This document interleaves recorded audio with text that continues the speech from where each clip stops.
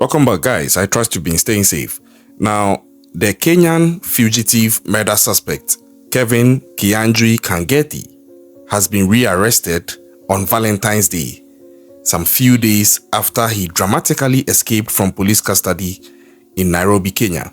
Now, if you are not familiar with this story, I'll just advise that you go to my playlist. There are actually 2 videos I've done on this guy, and this is going to be the third. The first video talks about the actual crime he committed, which made him now become someone who is a person of interest between the United States of America and also Kenya.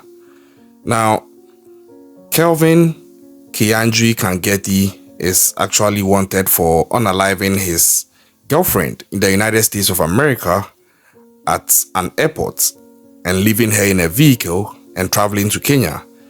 And he was supposed to be extradited back to the US, and in the time of waiting for that to occur, he had to be held in a police station, at which point he then escaped under very crazy, mysterious circumstances. This is just a summary of why we are where we are now with him. But if you want the full details of the crime he committed and how he escaped, the 2 videos are there. You can pause this and go and watch that one, so it puts the whole thing in a better perspective before you come and watch this one, or you can still finish this and go and watch that one.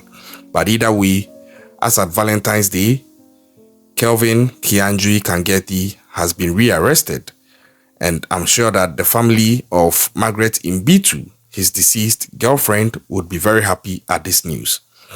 Now, where was Kelvin arrested at? He was arrested at a town called Mbobo in Ngong on Tuesday. Sorry if you are not familiar with this name. These are some towns in the country of Kenya. So if you are probably not an African watching this, pardon me for how strange it sounds. But he was arrested whilst he was seeking refuge in a relative's house. And this is where the whole thing gets tricky.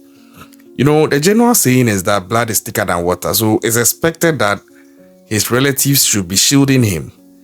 But in this plot, you see it playing out from different angles here, where at a point it seems blood may be thicker than water, but at another point also it seems blood might actually be thinner than water.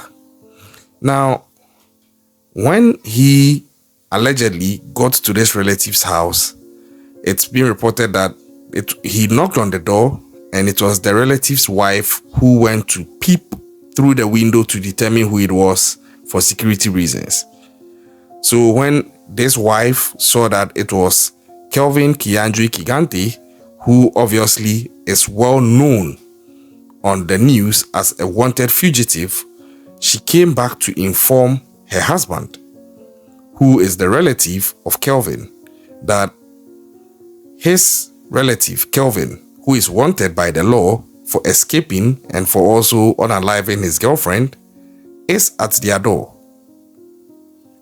Now, they opened it. The husband opened the door and he let Kelvin in and confronted him as to whether he's running from the law and why he's doing so. And reports indicate that it's alleged that Kelvin was trying to actually deny that he's the guy the law was after. And I don't know why he would want to do that. They know you are a relative, so obviously they can tell whether it's you on the news or not. But I think that is him thinking he's smarter than everybody. But it didn't fly. Some people are suspecting that maybe one of the members of his family might have given the police a tip, whilst they were actually keeping him as an escaped person. That is the suspicion, although it is yet to be proven. But then, that is the suspicion out there. Now, according to the police, after his escape, the 4 police officers who were on duty at the police station with him were arrested, all 4 of them. And then his lawyer, who had actually come there to visit him 4 times prior to his escape over a number of days, had also been arrested. And this is where it gets tricky, The suspicion earlier was that maybe these 4 policemen might have had a part to play, so they were also being treated as persons of interest, whilst at the same time, the lawyer was also being treated as a person of interest in his escape, because the timing was just too impeccable. It seemed more like a planned thing and less of a coincidence. But of course, they would need evidence to prove that his lawyer was complicit in his escape, and also the policemen on duty were complicit. I have my suspicions, but until there is any evidence to corroborate same, it just remains suspicions. You get it?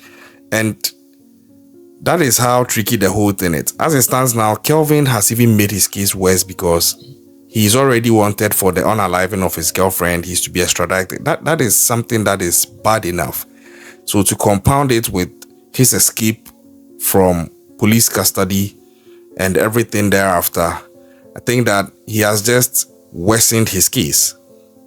Now, in addition to these persons of interest I've mentioned, it turns out that Kelvin's brother was also arrested, because Kelvin was believed to have met his brother after he escaped from custody.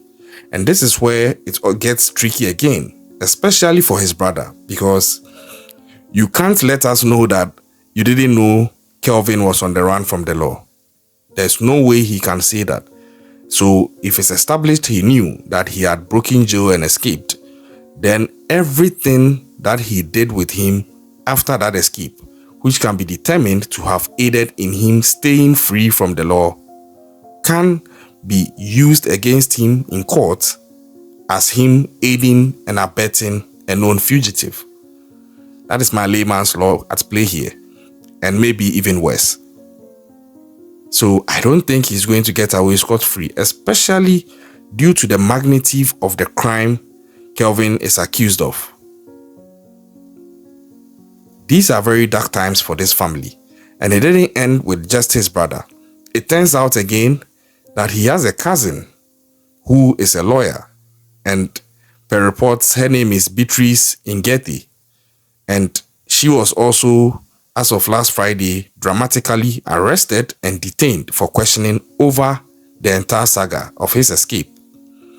Now, she was detained in police custody, and then later she ended up being released on a police cash bail of 100,000 shillings.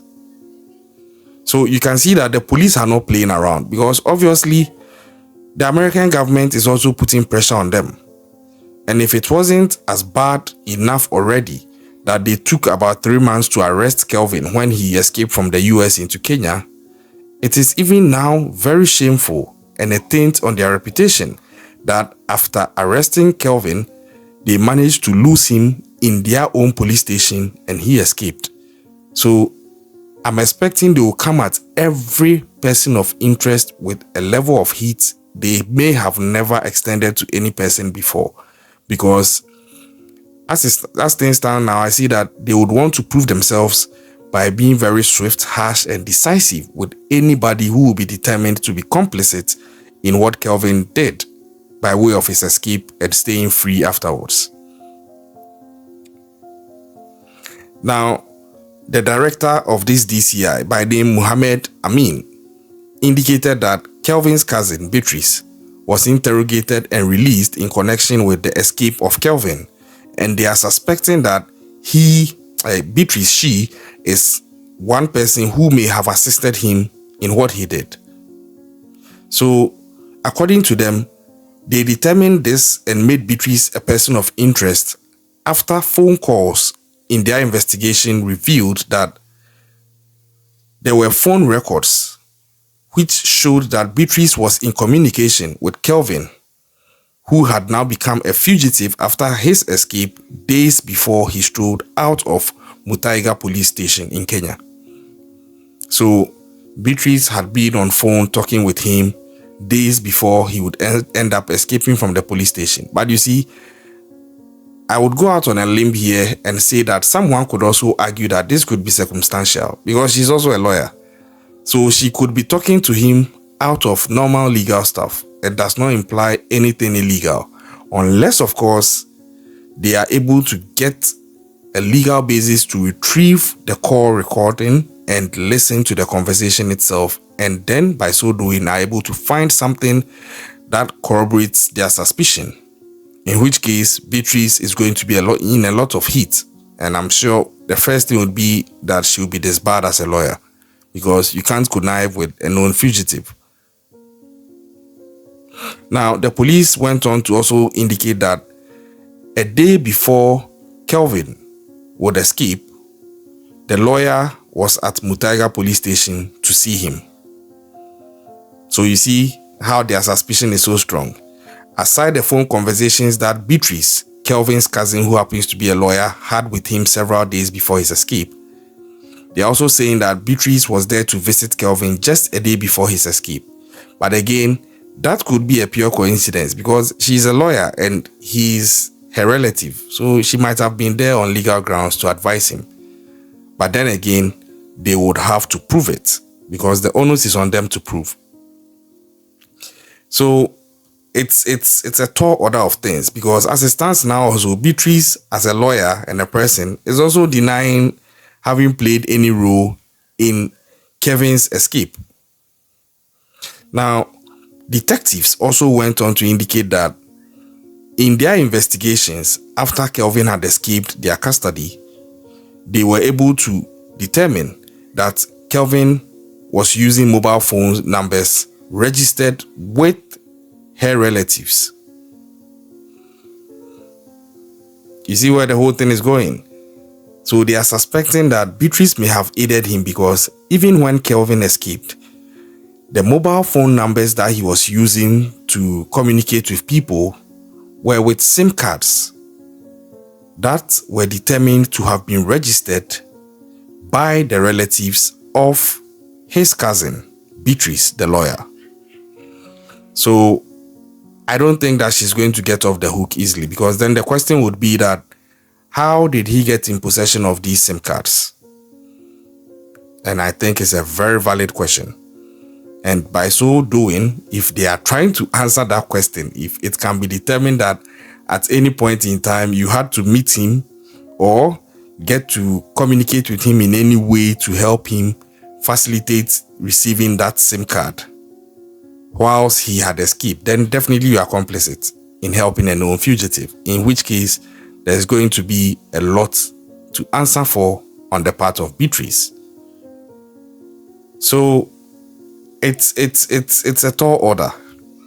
Definitely now that Kelvin has been rearrested, he is under heavy security. They are not going to make the same mistake twice. I don't know the extent of the investigations they are going to conduct on their own fellow police officers who were there when he escaped. I think they should look into them for bribery and corruption. I don't know if they've done that, and I don't know even if they are the right people to do that. I think it should be an independent probe on the police officers. The investigation on them shouldn't be done by their fellow police officers. But all in all, it's a victory that Kelvin has been arrested. Sorry. Because he is on the run for unaliving the love of his life in a way. And he happened to be rearrested on Valentine's Day, which is a day of love. So either way, love seems to be winning. I'm still following the case like I promised you. I'll bring you updates as and when they are due. Stay safe out there and keep an eye out.